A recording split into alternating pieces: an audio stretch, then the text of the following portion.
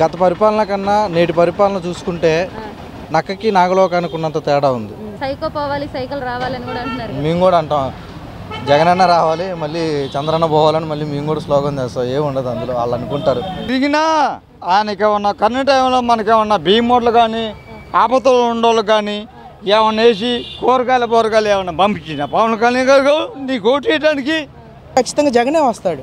ఎవరు ఏమి చేసినా ఎంత కుమ్మక్కైనా ఏమి చేసినా సరే ఈసారి జగనే ఖచ్చితంగా వస్తాడు. మళ్ళీ జగన్ అనే నేను అనే మాట మనం మళ్ళీ వింటాము 2024లో. 170 స్థానాలు వస్తారంటారా? చెప్పలేము, రావచ్చు. కానీ మునుపటి కంటే సీట్లు తగ్గవు, పెరుగుతాయి. ఖచ్చితంగా మునుపటి కంటే సీట్లు తగ్గవు, ఖచ్చితంగా పెరుగుతాయి. సంక్షేమ పథకాలు పెట్టి జనాలను సోమరిపోతులు చేశారని కూడా అంటున్నారు కదా. అదే సంక్షేమ పథకాలు ఆయన కూడా పెట్టా అని చెప్తున్నా ఆయనే. అప్పుడు సోమరిపోతులు అవ్వలేదు జనాలు. ఇప్పుడు ఎన్ని పెడితే సోమరిపోతులు ఎలా అయ్యారు, అప్పుడు ఆయన పెడితే సోమరిపోతులు అవ్వకుండా ఎలా ఉన్నారు? ఉంటే చాలు, అర్హత ఉన్న ప్రతి ఒక్కరికి కూడాను సంక్షేమ పథకం అందేలా చేస్తున్నారు. అంటే ఏంటి, ప్రతి 2000 ఇళ్ల మధ్యలోనే ఒక సచివాలయం ఉంటుంది, అక్కడే విఆర్ఓ ఉంటాడు, అక్కడే మనకి క్యాస్ట్ సర్టిఫికేట్ ఏంటి, ఇన్కమ్ సర్టిఫికేట్ ఏంటి, ప్రతిదీ కూడా అక్కడే అందుతుంది. సామాన్య ప్రజలు కార్యాలయాల చుట్టూ తిరిగే పరిస్థితి లేదు ఇప్పుడు. ఎవరు కూడా ఎక్కడ ఎంత దూరం వెళ్ళాల్సిన పరిస్థితి లేదు ఇప్పుడు. అంతా కూడాను మనం ఉన్న ఏరియాల్లోనే వెళ్ళాల్సి వస్తుంది, అక్కడే జరుగుతుంది. పరిపాలన ఇంటి ముందుకే వస్తుంది. సో అందుకని గతానికి ఇప్పటికి నక్కకి నాగలోకానికి ఉన్నంత తేడా ఉంది. మరి సంక్షేమ పథకాలు పెట్టేసి జనాలను సోమరిపోతులు చేస్తున్నారని ప్రతిపక్షాలు అంటున్నాయి కదా. వాళ్ళు అంటారు అంతే అంటారు. ఎందుకు సంక్షేమ పథకాలు పెట్టి ప్రజలు సోమరిపోతులు అంటే, ఎవరికైతే సంక్షేమ పథకం అందిందో ఇండైరెక్ట్గా వాళ్ళ దగ్గరికి వెళ్ళి అడగండి. మీకు డబ్బులు పడుతున్నాయి కదా, మీరు సోమరిపోతులు అవుతున్నారని ఆ లబ్ధిదారుని వెళ్ళి అడగండి. ఆటో వాళ్ళకి 10,000 రూపాయలు పడుతున్నాయి, అతను వెళ్ళి అడగండి ఆ 10,000 రూపాయలు ఎందుకు వేస్తున్నాడని. అతను చెప్తాడు ఆ 10,000 రూపాయలు వాల్యూ అతనికి తెలుసు. వైఎస్ఆర్ చేయూత కింద 18,750 రూపాయలు వేస్తున్నారు. ఆ లబ్ధిదారు దగ్గరికి వెళ్ళి అడగండి, జగన్మోహన్ రెడ్డి మీకు 18,750 రూపాయలు ఎందుకు వేసాడు, మరి ప్రతిపక్షం వాళ్ళు ఇలా అంటున్నారు కదా అని అతను లబ్ధిదారులని, నిజమైన లబ్ధిదారులను అడిగితే చెప్తారు. ఆ 18,750 రూపాయల వాల్యూ ఏంటి, ఈ ఆటో వాళ్ళకి 10,000 రూపాయలు దాన్ని పడే వాల్యూ ఏంటి అనేది వాళ్ళ లబ్ధిదారులను అడగాలి. ఈ సంక్షేమ పథకాలను పెట్టేసి రాష్ట్రాన్ని అప్పుల పాలు చేశారని చెప్పేసి అంటున్నారు. ఎక్కడ అవుతుంది అప్పుల పాలు? రాష్ట్రం అప్పుల పాలు అవుతుంది అంటున్నారు. గత ప్రభుత్వంలో చూసుకుంటే మన ప్రభుత్వంలో చూసుకుంటే ఎంత తేడా ఉందో నేడు మనం అందరం చూస్తూనే ఉన్నాం. అప్పుల పాలు అవుతుందంటే ఇన్ని సంక్షేమ పథకాలు అందించడం అనేది ఒక గొప్ప విశేషం. అంటే నేటి సమాజంలో ఏంటంటే మన రాష్ట్రం గతంలో అందించాల్సిన విషయాల కన్నా ఇప్పుడు నేడు అందిస్తున్నది కూడా ఎక్కువగా ఉంది. మనకి అప్పుల పాలు అవుతుందనే విషయం మాత్రం అసలు పచ్చి అబద్ధం. అది ఎక్కడ ఏ రాష్ట్రం కూడా అప్పుల పాలు అవ్వట్లేదు. మన ఆంధ్రప్రదేశ్ నెంబర్ 1 స్థానంలో ఉందన్న విషయం కూడా ప్రజలందరూ గమనించారు. మొన్న సంక్షేమ పథకాల పేర్లతోటి ప్రజల దగ్గర 10 రూపాయలు తీసుకొని రూపాయి ఇస్తున్నాడని చెప్పేసి అని అంటున్నారు కదా. ప్రజల దగ్గర రూపాయి 10 రూపాయలు తీసుకుంటున్నాడని ఎక్కడ ఏ విషయాల్లో తీసుకుంటున్నారండి 10 రూపాయలు? ఎక్కడ ఇసుక రేట్లు? ఇప్పుడు నేను ఒక మాట చేస్తానండి, కరెంటు బిల్లు ఉంది, డీజిల్ ఉంది, పెట్రోల్ ఉంది, ఇవన్నీ కూడాను సెంట్రల్ గవర్నమెంట్ ఆధీనంలో ఉంటాయా, స్టేట్ గవర్నమెంట్ ఆధీనంలో ఉంటాయా? మరి అంటున్నారు కదా ప్రతిపక్షాలు. అదే చెప్తున్నాను కదండి, వాళ్ళు అంటే సరిపోదు. ప్రతి ఒక్కటి కూడాను ప్రజలందరూ గమనిస్తారు, వాళ్ళకి తెలుసు. పెట్రోలు, డీజిల్ జగన్మోహన్ రెడ్డి గారు పెంచితే పెరిగేది కాదు, గ్యాస్ ధరలు జగన్మోహన్ రెడ్డి గారు పెంచితే పెరిగేది కాదు. సో ప్రజలందరూ కూడా అర్థం చేసుకోవాలి. నేటి సమాజంలో అందరూ అర్థం చేసుకుంటున్నారు కూడాను. ఎందుకంటే ఎవరో ఏదో అంటున్నారని చెప్పి దాన్ని మనం సపోర్ట్ చేయడం అనేది కరెక్ట్ కాదు. పెట్రోలు, డీజిలు, గ్యాస్ ధరలు అన్నీ కూడాను సెంట్రల్ గవర్నమెంట్ ఆధ్వర్యంలోనే ఉంటాయి. ఆ సెంట్రల్ గవర్నమెంట్ ఏదైతే నిర్ణయిస్తుందో దానికి అనుగుణంగానే ఉంటుంది. అంతే తప్ప ప్రతిపక్షం రేట్లు పెంచేస్తున్నారు, అవి పెంచేస్తున్నారు. మొన్న రీసెంట్గా ఇదేం కర్మ రాష్ట్రానికి అని పెడుతున్నారు. అసలు ఆ వార్డ్ అనేది ఎక్కడ వాడకూడదు. ఇదేం కర్మ మన రాష్ట్రానికి అనేది ఎంత పెద్ద మాట అండి అది. అసలు అది ఎక్కడ వాడకూడదు. కర్మ అనే మాట ఏంటంటే అది అసలు పనికిరాని విషయం. మన రాష్ట్రంలో జరిగే పరిపాలనని ప్రజలందరికీ అంటే సకాలంలో అన్ని పథకాలు అందడం కానివ్వండి, చెప్పిన మాట ప్రకారం జగన్మోహన్ రెడ్డి గారు ఇంటి వద్దకు వెళ్ళడం కానివ్వండి, అన్నీ చేస్తున్నారు. వాటిలో లోటుపాట్లు ఉంటే దాని మీద ఫైట్ చేయండి, తప్పులేదు. అంతేగాని రేట్లు పెంచాడు, మన కందిపప్పు పెరిగింది, నిత్యావసర ధరలు పెరుగుతున్నాయి, గ్యాస్ ధర పెరుగుతుంది, పెట్రోల్ పెరుగుతుంది, డీజిల్ పెరుగుతుంది, ఇవన్నీ కూడాను అది జగన్మోహన్ రెడ్డి గారి చేతిలో ఉండేవి కావని మళ్ళీ ఒకసారి చెప్తున్నాను. మా హయాంలో మేము ఇంతకంటే ఎక్కువ పథకాలు ఇచ్చామంటున్నారు కదా. అదే ఎన్ని ఇచ్చారు అది కూడా చెప్పాలి కదా. రైతు భరోసా ఇచ్చాము, అదే చెప్పండి. ఒక స్కీము ఎప్పుడు ఎన్నికల, అది ఎప్పుడు ఎన్నికల టైంలోనా? ఎన్నికల టైంలో చెప్తున్నారు కదా. అదే ఎన్నికల టైంలో వేశారు. జగన్మోహన్ రెడ్డి గారు ఇచ్చిన పథకాలు, సంక్షేమ పథకాలు గత ప్రభుత్వాలు ఇచ్చున్నారేమో నిరూపించమని చెప్పండి. అమ్మఒడి, వైఎస్ఆర్ ఆసరా, జగనన్న చేదోడు, వసతి దీవెన, విద్యా దీవెన, తర్వాత మన వైఎస్ఆర్ చేయూత, కాపు నేస్తం, లా నేస్తం, ఇలాంటి సంక్షేమ పథకాలన్నీ ఇప్పుడు వచ్చినాయి. ఇవన్నీ ప్రజలందరూ కోరుకునేది కూడా అదే. మనం ఎంత జగన్మోహన్ రెడ్డి గారు మనకి ఎంత మేలు చేస్తున్నాడు అనేది ముఖ్య విశేషం ఇందులో. మరి ఇవేనా చంద్రబాబు నాయుడు గారు ఇవేనా చివరి ఎన్నికలు ఒక ఛాన్స్ ఇవ్వని అడుగుతున్నారు కదా? ఎట్లా ఇస్తారండి, ఎట్లా ఇస్తారు చెప్పండి? ఇంత ప్రజలకి ఇంత సంక్షేమ పథకాలు ఇంత ఘనంగా అందిస్తున్నప్పుడు జగన్మోహన్ రెడ్డి గారే కావాలని కోరుకుంటారే కానీ మళ్ళీ ఒక ఛాన్స్ ఇస్తే వెళ్ళిపోతానని చెప్పి ఎప్పుడు అనట్లేదు. జగన్మోహన్ రెడ్డి గారు వైనాట్ 175 అడుగుతున్నారు కదా. ఒక రాష్ట్రంలో 175 నియోజకవర్గాలు ఉన్నప్పుడు నేను ఇది చేశానని దమ్ముండగా గడప గడప మన ప్రభుత్వంతో ముందుకు వెళ్తున్నారు ఎమ్మెల్యేలు. మేము ఇది చేసాం, మేము ఇది చేయగలిగామని. వాళ్ళు ఏ రకంగా వస్తారు?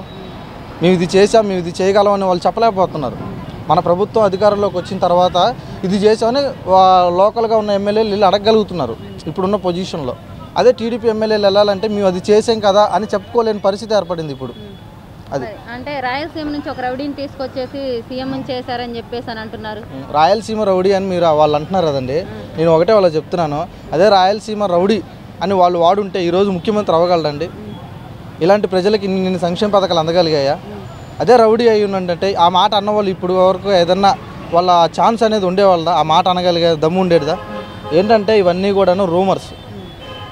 ప్రజల వద్దకు వెళ్ళాడు, ప్రజల కష్టాలు చూసుకున్నాడు, వెళ్ళాడు, చూసి వచ్చాడు, పాదయాత్ర చేశాడు, పాదయాత్రలో ప్రజల కష్టాలు తెలుసుకున్నాడు కాబట్టి నేడు సీఎం అవ్వగలిగాడు. రౌడీ పాలన, రాక్షస పాలన ఎక్కువైపోయింది జగన్ వచ్చిన తర్వాత అంటున్నారు కదా. ఎందువల్ల? అదే దేనికి సంబంధించి అంటే వాళ్ళు రాక్షస పాలన ఎక్కువైపోయింది అంటున్నారు. ఎక్కడ ఏ అన్యాయం జరుగుతుంది? ఎక్కడన్నా ఏదైనా జరుగుతున్నా కూడా డైరెక్ట్గా చెప్పేస్తున్నారు కదా. ఇప్పుడంతా పోలీస్ ఏంటి, వాళ్ళేంటి, వ్యవస్థ ఏంటి, ఇదంతా కూడాను ప్రజలకు అనుగుణంగానే ఉంది. అంటే ఏంటంటే ఏదైనా జరగగానే అల్లాలో జరగగానే మొట్టమొదటి వెంటనే యాక్షన్ తీసేసుకుంటున్నారు. ఎక్కడ ఎలాంటి పాలనలు జరగట్లేదు, జరగవని నేను అనుకుంటున్నాను. అసలు ఏపీ ప్రజలకు మేలే జరగట్లేదు అని చెప్పేసి అంటున్నారు. ఏపీ ప్రజలకు మంచి జరగాలంటే చంద్రబాబు రావాలని కూడా అంటున్నారు కదా. ఏపీ ప్రజలకు మేలు జరుగుతూనే ఉంది కదా, ఇంకా మేలు జరిగేదేమో జరగట్లేదు. ఇంకా మంచి జరగాలి అంటే మరి అది వాళ్ళు వస్తే ఏమన్నా మళ్ళీ ఇదే పథకాలు పెడతారని చెప్తారేమో, మళ్ళీ ఇదే స్కీమ్స్ మళ్ళీ పెడతామని చెప్పి మళ్ళీ రేపు వాళ్ళు ఎన్నికలకు వెళ్ళడం తప్ప వేరే ఆప్షన్ లేదు. ప్రజలు ఇప్పుడు మీ ముందే మాట్లాడారు కదా, అమ్మ ఒడి, చేయూత, ఆసరా అన్నీ పడుతున్నాయి అంటే వాళ్ళు కాకపోయినా చెప్తున్నాను. అలాంటి మహిళలకి అన్నీ అందుతున్నప్పుడు వాళ్ళు దాని గురించి ఆలోచిస్తారు. ఇక నాకు ఈయన వచ్చినా రేపు కొత్తగా చేసేది ఏందని ఆలోచిస్తారు. మరి పవన్ కళ్యాణ్ గారు కూడా ఒక ఛాన్స్ ఇవ్వమని అడుగుతున్నారు. ఏమండి, ముందు పవన్ కళ్యాణ్ గురించి నేను ఒకటే చెప్తాను. అభిమానిగా అయినా సరే నేను ఒకటే మాట్లాడతాను. పవన్ కళ్యాణ్ గారికి ముందు మనం ఒక ఎయిమ్ పెట్టుకోవాలా, ఒక గోల్ పెట్టుకొని మన ఎన్నికల్లోకి రావాలా. నేను అతనికి సపోర్ట్ చేస్తాను, ఇతనికి సపోర్ట్ చేస్తాను, అతనితో ఉంటాను, ఇవన్నీ కూడా చూసే వాళ్ళకి బాగోలేదు. ఒక సొంతగా నిలబడితే ఏదైనా గెలిచే అవకాశం ఉంటుంది కానీ అంతా కూడాను నేను వాళ్ళతో ఉండడం, వీళ్ళ దగ్గరికి వెళ్ళి మాట్లాడడం ఇవన్నీ కూడాను బాగోదు చూసేవాళ్ళకి. పొత్తులో వస్తా ఆయన మరి ఒకవేళ వస్తే పొత్తులో వస్తారంటారా, సింగిల్గా వస్తారంటారా? సింగిల్గా వస్తే ఏదైనా ఉపయోగం ఉంటుంది పవన్ కళ్యాణ్ గారు ఎప్పుడైనా సరే. పొత్తులో వస్తే ఏమవుతుందండి, నలుగురిలో గుంపులో గోవింద్ అన్నట్టుగా వెళ్ళిపోతాడు తప్ప మళ్ళీ గతంలో ఏదైతే జరిగిందో మళ్ళీ ఇప్పుడు అదే జరగబోద్ది. పెట్టుకుంటారంటారా? పెట్టుకోవచ్చు, అదే ఆప్షన్ 100% ఉంది. ఎందుకంటే ఎప్పుడు కూడాను నేను సింగిల్గా పోటీ చేస్తున్నాను, ఇన్ని నియోజకవర్గాల నుంచి నేను పోటీ చేయగలుగుతున్నాను అనే ఒక మాట ఇప్పుడు దాకా ఎప్పుడు వాడలేదు. మొన్న 10వ ఆర్బీఎస్ అవ్వజడిప్పుడు కూడా నేను ఎప్పుడు కూడా సింగిల్గా వెళ్తానని ఒక మాట కూడా అనలేదు కదా. పొత్తులోనే వస్తానని అన్నారు. వస్తారు, నాకు తెలిసి అయితే వస్తారు. మరి మన జగన్మోహన్ రెడ్డి గారు దమ్ముంటాడు 170 స్థానాల్లో సింగిల్గా పోటీ చేసి రండి అని చెప్పేసి అని అన్నారు. చంద్రబాబు నాయుడు గారు, నేను పవన్ కళ్యాణ్ గారిని. మరి ఆ సవాల్ని తీసుకొని ఇద్దరు సింగిల్గా వస్తారంటారా? సారు వస్తే ఇప్పుడు ఇంత మాట ఎందుకంటారు? ఒకవేళ వాళ్ళు నలుగురు కలిసి వచ్చినా మళ్ళీ ఇదే రిపీట్ అవుద్ది. మళ్ళీ జగన్మోహన్ రెడ్డి గారే ముఖ్యమంత్రి అయ్యే అవకాశం ఉంది 100% కూడాను. మరి ఈయన 10 ఏళ్ళు అవుతుంది రాజకీయంలోకి వచ్చేసి, ఈయన ఎందుకు సింగిల్గా రాలేకపోతున్నారు? మరి చంద్రబాబు నాయుడు గారు 40 ఏళ్ళు ఇండస్ట్రీ, 14 ఏళ్ళు సీఎం చేశారు, ఆయన ఎందుకు సింగిల్గా రాలేకపోతున్నారు? అది వాళ్ళకి తెలియాలి కదండి. మనం దాని గురించి ఏం మాట్లాడతాం? వాళ్ళిద్దరు సింగిల్గా వచ్చినా, అందరు కలిసి వచ్చినా మళ్ళీ రాష్ట్రంలో జగన్మోహన్ రెడ్డి గారే సింగిల్గా వస్తాడు. ఇక్కడ కావాల్సింది ఏంటంటే సింగిల్గా రావాలా. వాళ్ళు 10 మందితో వస్తే మీకేంటి భయం అని అంటారు. సరే వాళ్ళు ఎంతమందితో వచ్చినా మనకేంటి, నిజంగానే మాకు అవసరం లేదు కదా, వాళ్ళు ఎంతమందితో రానివ్వండి. మనం జగన్మోహన్ రెడ్డి గారు ఇక్కడ సింగిల్గానే పోటీ చేస్తాడు, అంటే సింగిల్గానే ఆయన మళ్ళీ ఫైట్ రంగంలో దిగుతాడు, మళ్ళీ ముఖ్యమంత్రి అవుతాడు. మరి కాపులకు మంచి జరగాలంటే నేనే రావాలంటున్నారు కదా పవన్ కళ్యాణ్ గారు. అంటే ఇప్పుడు దాకా జరగలేదనా అంటున్నారు కదా మరి. అది ఎన్నో జరిగి ఉన్నాయండి. కాపులకు కూడా జగన్మోహన్ రెడ్డి గారు అనేక సంక్షేమ పథకాలు అనేది ప్రవేశపెట్టారు. కాపు నేస్తం ద్వారా ఎంతోమంది 45 సంవత్సరాలు వచ్చిన మహిళలందరికీ కూడాను 15,000 రూపాయలు వేశారు కాపు నేస్తం ద్వారా. గతంలో కాపు నేస్తం ద్వారా ఏం లబ్ధి పొందారో మహిళలందరికీ తెలుసు. కాపులకి, బీసీలకి మేలు జరగాలంటే జనసేననే అధికారంలోకి రావాలని కూడా అంటున్నారు కదా ఆయన. ఎవరు? పవన్ కళ్యాణ్ గారు గారు చెప్తారండి. ఎట్లనే పవన్ కళ్యాణ్ గారు అయినా నేను వస్తే నేను ఇది చేయగలని చెప్పమని చెప్పండి. మరి ఎందుకు ఆయన అంటే ఇప్పుడు ఒక పార్టీ అధినేత అయ్యుండి అంటే ఒక కులాన్ని ఎంచుకోకూడదు కదా, అన్ని కులాలని కలుపుకోవాలి కదా, మరి ఆయన ఎందుకు ఒక బీసీలని కాపుల్ని ఎంచుకొని చెప్పి ఇలా అంటున్నారు? అదే చెప్తున్నా కదండి, ఆయనకి ఫస్ట్ స్టాండర్డ్ అనేది ఉండాలి లోపల. నేను ఇది చేయగలను, నేను ఇది ఇలా ఉండాలి, ఇలా వెళ్ళాలి ప్రజల్లోకి, ఇలా ఇన్ని నియోజకవర్గాల్లో నేను పోటీ చేయాలనుకున్నాను, ఇలా ఒక ఏం పెట్టుకొని ముందుకు వెళ్ళాలి. అప్పుడే మనం ఏదన్నా మాట్లాడేదానికి ప్రతిదానికి ఒక అర్థం ఉంటుంది. కాపు వర్గాలు అంటున్నారు, ఒకవైపు అసలు కాపులు నాకు ఓట్లు వేయట్లేదు, నేను ఓడిపోతే కూడా సంతోషించేది కాపులే అంటున్నారు. అట్లా ఏముండదండి, అట్లా ఏముండదు. అన్ని వర్గాలు కలిస్తేనే ముఖ్యమంత్రి అవ్వగలరు. అందరూ సమానంగా ఉంటారు, అందరూ సమన్వయపాలతోనే ముందుకెళ్తారు. అది ఇక్కడ ఒక ఆయన చేసే కాపులు నాకు అసలు వద్దంటున్నారు. ఇంకా అదన్నీ మన పవన్ కళ్యాణ్ గారు మరి ఆయన ఎందుకు అంటున్నాడో మనకు తెలియదు. దాని గురించి క్యాస్ట్ గురించి అయితే నేను మాట్లాడదలుచుకోవాలి. ఎందుకంటే ఆయన ఇంకా మరి అది వాళ్ళ విజ్ఞతకి వదిలేద్దాం, అది వాళ్ళు చూసుకుంటారు. అది మనం దాని గురించి లిమిట్ అది అంతే. సైకో పోవాలి, సైకిల్ రావాలని కూడా అంటున్నారు. మేము కూడా అంటాం, జగనన్న రావాలి, మళ్ళీ చంద్రన్న పోవాలని మళ్ళీ మేము కూడా స్లోగన్ చేస్తాం. ఏముండదు అందులో, వాళ్ళు అనుకుంటారు, అట్లా ఏముండదు. మరి ఆయన అంటున్నారు 10th ఫెయిల్ అయిన ఈయనే ఉంటే నేను యూనివర్సిటీలో చదివాను, నేనే అంతా ఉండాలి. 10th ఎవరు ఫెయిల్ అయ్యారు? జగన్మోహన్ రెడ్డి గారు 10th ఫెయిల్ అయ్యారా? చెప్తున్నారు అన్నే అదే చెప్తున్నా కదా. అన్నకి ఇంకా పాదయాత్ర చేసేటప్పుడు ఎండలో బాగా ఇబ్బంది పడుతున్నాడు, ఆ మాట అప్పుడు వాడినట్టున్నాడు. జగన్మోహన్ రెడ్డి గారు 10 పాస్ అవ్వకుండా ముఖ్యమంత్రి ఎట్లా అవుతారు అంటున్నారు కదా లోకేష్ గారు. అదే అందుకని ఆయనకి మనకి వ్యత్యాసం ఉండాలి. అన్నయ్య మాట్లాడినప్పుడు మనం కూడా ఎందుకు లోకేష్ గారు పాదయాత్రలో ప్రజలకి నేను వచ్చేస్తానని చెప్పుకోకుండా ఊరికే ఎందుకు జగన్మోహన్ రెడ్డి గారిని విమర్శిస్తున్నారు? మీరు అన్నది కరెక్ట్ పాయింట్ అండి. జగన్మోహన్ రెడ్డి గారు పాదయాత్ర చేసేటప్పుడు ప్రజల కష్టాలను తెలుసుకోవాలా, ప్రజల కష్టాల గురించి మాట్లాడాలా, ప్రజలతో మాట్లాడుకొని వాళ్ళతో మమేకమై నేను ఇన్ని కష్టాలు చూశాను అనేది ఒక నోట్ చేసుకోవాలా, దాని గురించే సబ్జెక్ట్ తేవాలా. ఎక్కడికి వెళ్ళినా సరే ఇప్పుడు మీరు అన్నట్లుగానే జగన్మోహన్ రెడ్డి గారిని విమర్శించాలా, జగన్మోహన్ రెడ్డి గారి మీద ఏదైనా మాట్లాడితేనే అది క్రేజ్ అవుతుంది, అది వైరల్ అవుతుంది అన్న విషయం వాళ్ళలో ఉందనుకుంటాను. దానివల్ల ఇబ్బంది అయితే ఏదీ లేదు. మళ్ళీ 2024లో మళ్ళీ జగన్మోహన్ రెడ్డి గారు ముఖ్యమంత్రి అవుతారన్నది నగ్న సత్యం. మరి ఆయన యూనివర్సిటీలో చదివానంటున్నారు. ఆయన మొన్న ఒక మాట అన్నారు, అంటే ఈ ప్రభుత్వము డ్రెస్ కోడ్తో పిల్లలందరికీ ఒకటే డ్రెస్ పెట్టింది, మరి మార్కులు కూడా ఒకటే వేయొచ్చు కదా అని చెప్పేసి. అవన్నీ నథింగ్. డ్రెస్ కోడ్ అంటే ఎందుకు పెడతారు? స్కూల్ పిల్లలందరికీ ఒక యూనిఫామ్ పెట్టకుండా వేరు వేరు పేరుతో ఒకే డ్రెస్ కోడ్ పెట్టింది ప్రభుత్వం, అలాగే మార్కులు కూడా ఒకటే వేయొచ్చు కదా అని. ఎట్లా వేస్తారండి? ఎట్లా వేస్తారు చెప్పండి? చదువుకున్నాడు చదువుకున్నంత. ఈ రోజుల్లో విద్యకు ఎంత ప్రాధాన్యత ఇస్తున్నారు చూస్తూ ఉన్నారు కదా. నాడు నేడు ద్వారా ఎన్ని స్కూల్ రూపురేఖలు మారుతున్నాయి. కోట్ల రూపాయలు వెచ్చించి మన జగన్మోహన్ రెడ్డి గారు కోట్ల రూపాయలు వెచ్చించి నాడు నేడు ద్వారా ఏదో అన్ని ప్రభుత్వ పాఠశాలన్నిటి కూడా రూపురేఖలు మారుస్తున్నారు. దానికి మీరు ఇప్పుడు ఇక్కడ షేర్మంపేటలో వెళ్ళి గ్రామాలు చూడండి, ఈ చుట్టుపక్కల గ్రామాలు ఉన్నాయి, కొన్ని గ్రామాల్లో వెళ్ళి చూడండి ప్రభుత్వ పాఠశాలలు ఎలా ఉన్నాయో చాలా రూపుదిద్దుకుంటున్నాయి. విద్యార్థుల్లో ఏంటంటే ఒక అది ధనిక పేద అనే వ్యత్యాసం ఉండకూడదనే వ్యత్యాసంతోనే ఈరోజు పిల్లలందరూ కూడా ఒక స్కూల్కి వెళ్ళి చదువుకొని మంచి మార్కులతో ర్యాంకింగ్ రావాలనే కదా అటెండెన్స్ పెట్టడం ఏంటి, దానిలో ఉన్న మార్పులు చేర్పులు చేయడం ఏంటి అనేది అన్నీ కూడా జరుగుతూనే ఉన్నాయి. వాళ్ళు ఏదో డ్రెస్ కోడ్ పెట్టాడు, అందరికి ఒక మార్కులు రావాలంటే నేను నాతో పాటు చదివాడు ఒకలాగే చదువుకోలేం కదా. యూనివర్సిటీలో చదివిన లోకేష్ గారు ఎందుకు మరి ఇలాంటి వ్యాఖ్యలు చేస్తున్నారు? అది ఆయన విజ్ఞతకు వదిలేస్తున్నాను. నేను ఇందాక కూడా చెప్పాను కదా, అది ఆయన విజ్ఞతకు వదిలేస్తున్నాను. ఎందుకు మాట్లాడతారో ఏంటనేది వాళ్ళ. మేము అధికారంలోకి వస్తే అమ్మఒడి తీసేస్తాం, విద్యా దీవెన తీసేస్తాం, అవన్నీ స్కూళ్ళకి ఇచ్చేస్తాం అని చెప్పేసి అని అంటున్నారు. మరి తల్లులు ఎలా చూస్తారు ఇలాంటివి? అదే చెప్తున్నారు.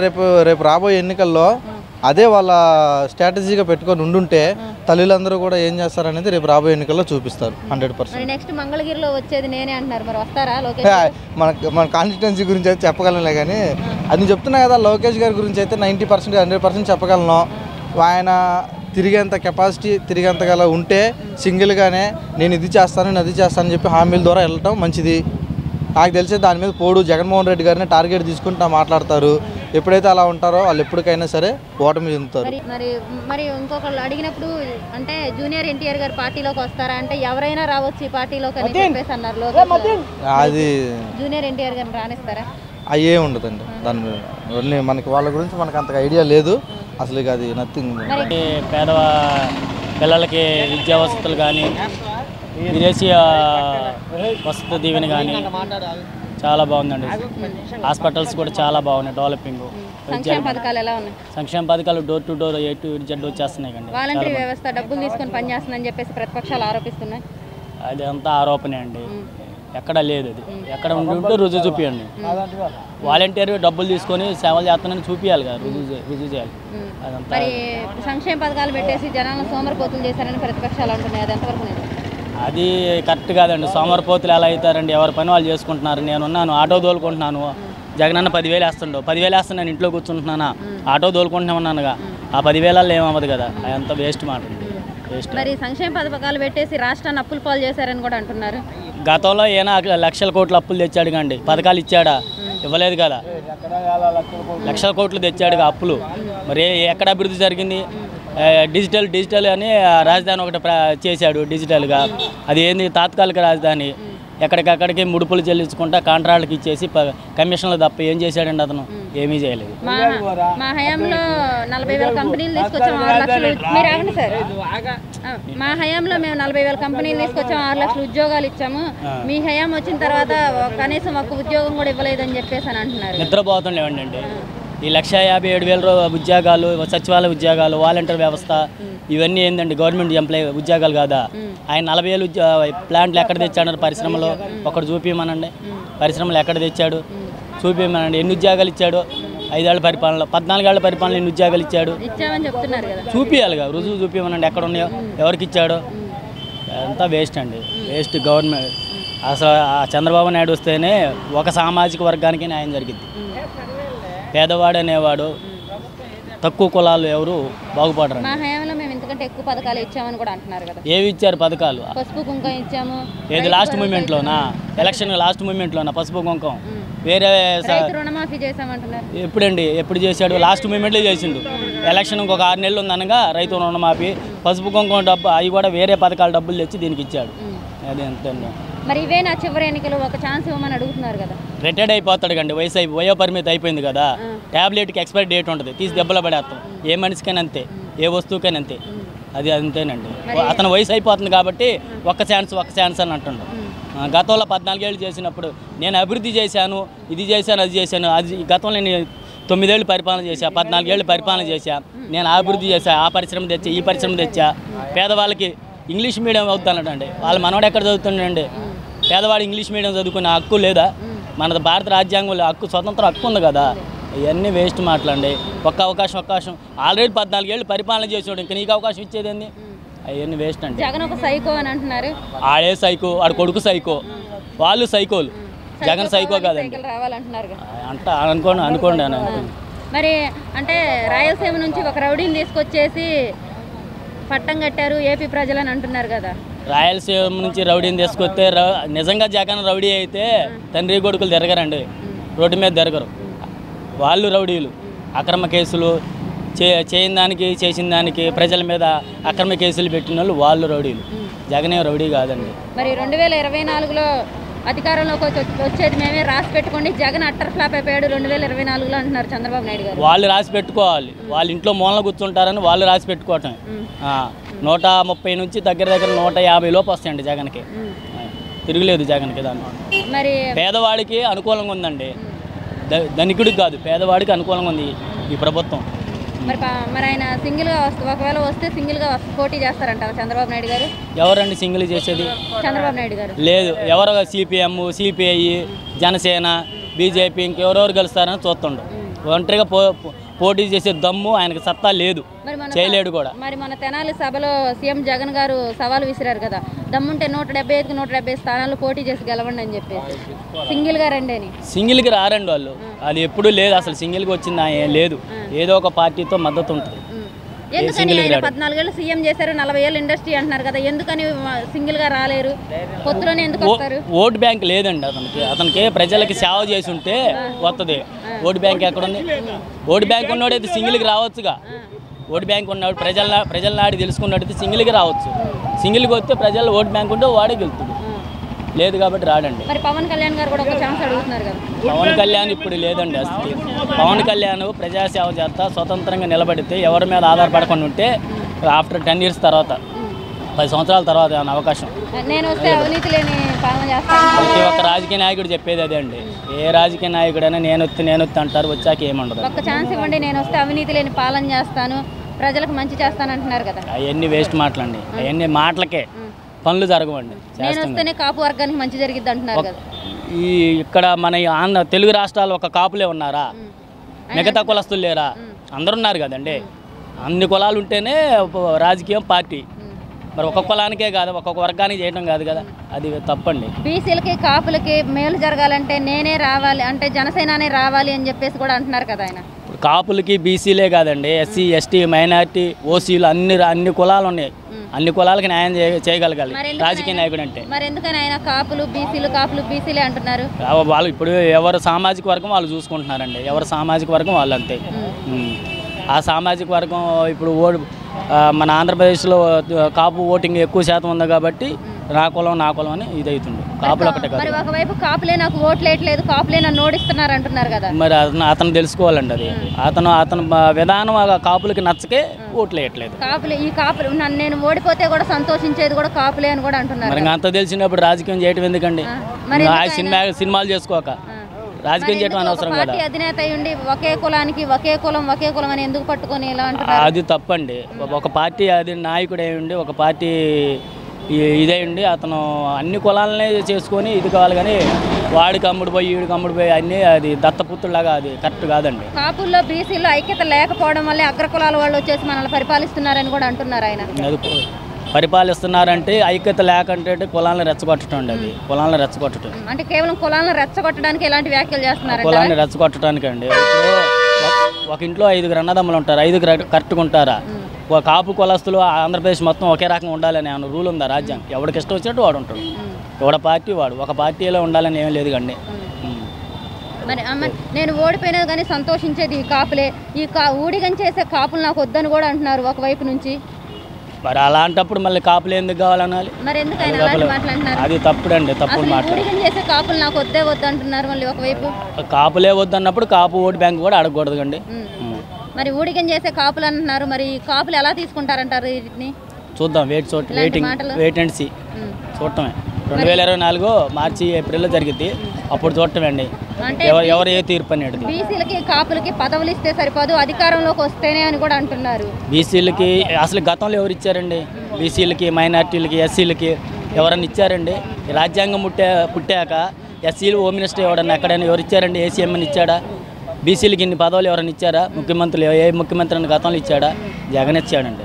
అన్ని కులాలను కలుపుకొని పోతున్నాడు జగన్. తిరిగినా ఆయనకి ఏమన్నా కరెంట్ టైంలో మనకేమన్నా భీమోట్లు కానీ ఆపదలు ఉండోళ్ళు కానీ ఏమన్నా వేసి కూరగాయలు ఏమన్నా పంపించిన పవన్ కళ్యాణ్ గారు నీకు ఓటు వేయడానికి మాట్లాడుచుకోండి.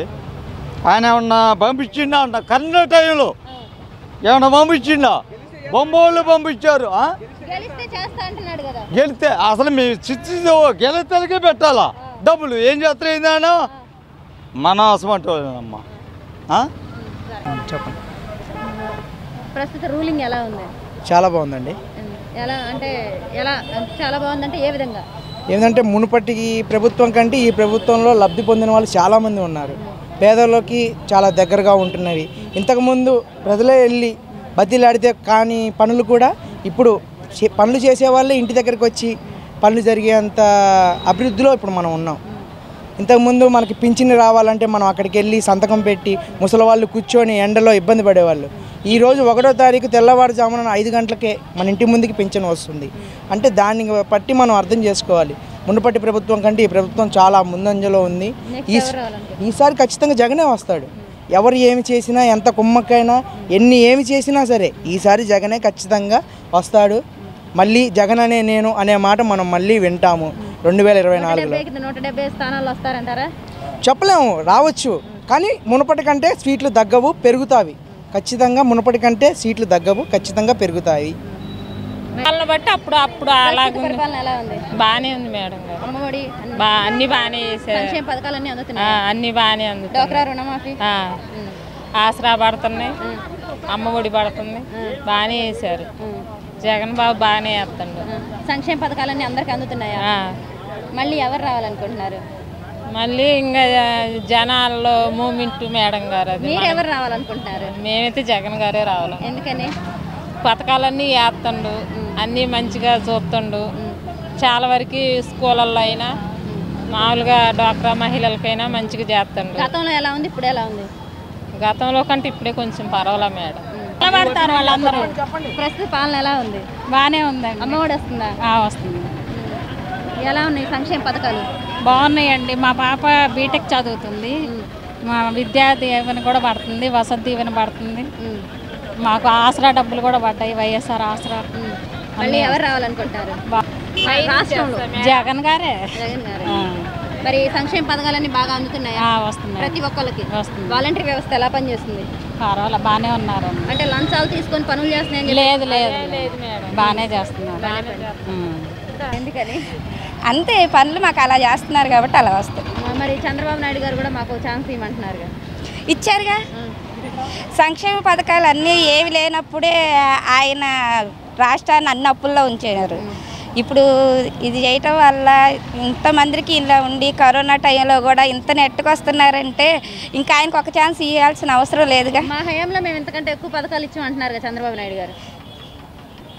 నాకు తెలిసి అయితే ఇన్ని పథకాలు రాలేదనుకుంటా. అంటే పసుపు కుంకుమ ఇచ్చాము, ఆడవాళ్ళకి డ్వాక్రా రుణమాఫీ చేసాము, రైతులకు ఇచ్చామని చెప్పేసి అంటున్నారు కదా చంద్రబాబు నాయుడు గారు. అంటే ఒకవేళ అన్నందుకు ఆయనే చూసుకోవాలనుకుంటా ఏమేమి ఇచ్చారు. ఇప్పుడు మహిళలకి డ్వాక్రా రుణమాఫీ అన్నారు. రుణమాఫీ అని తీరా వచ్చేసరికల్లా కొన్ని అనివార్య కారణాల వల్ల వేయలేకపోతున్నా, రాష్ట్రం విడిపోయిందని చెప్పేసి 10,000 వేస్తామని చెప్పేసి అన్నారు. కానీ ఇప్పుడు కరోనా వచ్చి 3 years రాష్ట్రానికి ఏ అభివృద్ధి లేకపోయినా మరి జగన్ గారు ఇచ్చిన మాట ప్రకారం అన్ని సంక్షేమ పథకాలు, డ్వాక్రా రుణమాఫీలు అన్నీ కట్టగిస్తున్నారు కాబట్టి ది బెస్ట్. మరి చంద్రబాబు నాయుడు గారు ఇవే నా చివరి ఎన్నికలు, ఒక్క ఛాన్స్ ఇవ్వండి, నేను ఇంతకంటే బాగా చేస్తా అంటున్నారు కదా. ఇన్నిసార్లు ఆయనకే ఛాన్స్ ఇచ్చింది, ఇంకొకసారి ఇవ్వమని అడుగుతున్నారు కదా. తెలీదు, ఇస్తారంటారా ప్రజలు? నేనైతే ఇవ్వరనుకుంటున్నా. మరి సంక్షేమ పథకాలు పెట్టి జనాలను సోమరిపోతులు చేశారని కూడా అంటున్నారు కదా. అదే సంక్షేమ పథకాలు ఆయన కూడా పెట్టా అని చెప్తున్నా ఆయనే. అప్పుడు సోమరిపోతులు అవ్వలేదు జనాలు. ఇప్పుడు ఎన్ని పెడితే సోమరిపోతులు ఎలా అయ్యారు, అప్పుడు ఆయన పెడితే సోమరిపోతులు అవ్వకుండా ఎలా ఉన్నారు? 5 రూపాయలకే మధ్యాహ్నం భోజనం పెట్టారు. ఏ పనికి వెళ్లకుండా మధ్యాహ్నం భోజనం కాడి 5 రూపాయలు భోజనం పెట్టి తింటున్నారు కదా. అప్పుడు సోమరిపోతులు ఇంకా అవ్వండాలి కదా. కాబట్టి ఎవరు గొప్పలో వాళ్ళు చెప్పుకుంటారు ఇంకంతే. మరి రాష్ట్రాన్ని అప్పుల పాలు చేశారు, ఈ పథకాలు ఇచ్చేసి అంటున్నారు కదా. రాష్ట్రాన్ని అప్పుల పాలు చేయని వాళ్ళు అంటూ ఎవరున్నారు?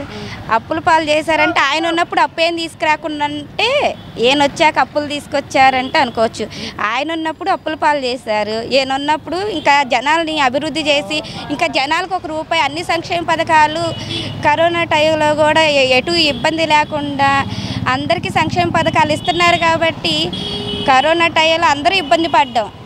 మనం ఆయన ఎక్కారు ఏదో జరిగింది అని చెప్పేసి ఆలోచించుకోకూడదు కదా. కరోనా టైం అయినా సరే ఏ సంక్షేమ పథకం ఆయన ఏ మేనిఫెస్టో ఏదైతే పెట్టారో అవన్నీ ఇస్తున్నారు. ఈయన రాష్ట్రం విడిపోయిందని డ్వాక్రా మహిళలకి వేస్తానన్న డబ్బులు వేయకుండా, రుణమాఫీ ఇవ్వకుండా ఓన్లీ పసుపు కుంకుమ అన్నయ్య ఇచ్చారు కదా. మరి అది ఎంతవరకు కరెక్ట్? మరి రాయలసీమ నుంచి ఒక రౌడీని తీసుకొచ్చి ముఖ్యమంత్రిని చేశారని చెప్పేసి అంటున్నారు కదా. అయ్యో చెప్తారు, అవన్నీ నిజం అవుతాయా? మరి జగన్ వచ్చిన తర్వాత రౌడీ పాలన, రాక్షస పాలన ఎక్కువైపోయిందని ఆరోపిస్తున్నారు కదా చంద్రబాబు నాయుడు గారు. వీళ్ళు ఉన్నప్పుడు వాళ్ళు ఉన్నప్పుడు వీళ్ళు అనుకోవటం సహజమే కదా మేడం. కాకపోతే మనం వాళ్ళు ఎవరు ఏం మాట్లాడారు అన్నదానికన్నా మనకి ప్రజెంట్ ఎవరు వస్తే ఏం చేశారా అన్నదే ముఖ్యంగా. మరి 2024లో అధికారంలోకి వచ్చేది మేమే, జగన్ అటర్ ఫ్లాప్ అయిపోయారని చెప్పేసి కూడా అంటున్నారు చంద్రబాబు నాయుడు గారు. అది ప్రజల తీర్పు, మనం చెప్పలేము. అది నా ఒక్కదాని ఒపీనియన్ కూడా చెప్పలేము. నేనైతే జగన్